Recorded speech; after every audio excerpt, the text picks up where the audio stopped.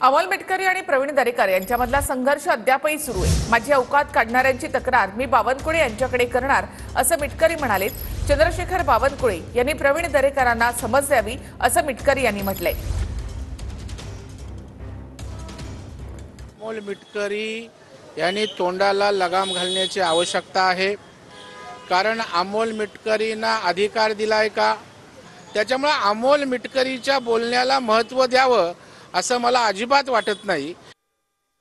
बेशक उंगली उठा मेरे किरदार पर, शर्त है उंगली बेदाग होनी चाहिए।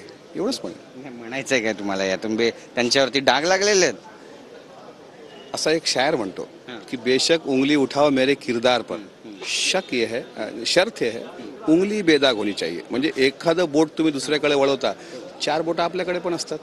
आज मी अजितदादांना भेटतो, दादांनी मला बोलावलं पण आहे भेटायला।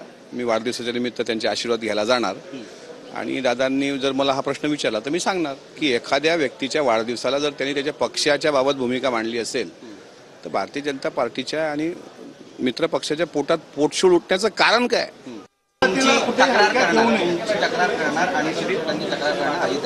करू द्या बाबा।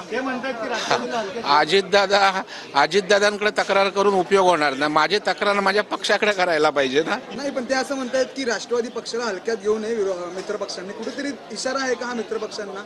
नाही, आता अमोल मिटकरीची क्षमता काय, त्याची कॅपॅसिटी काय, आणि त्याच्यामुळे त्यांच्या इशाऱ्यांना तुम्हीच किंमत देतात हे मला दुर्दैवी वाटतं।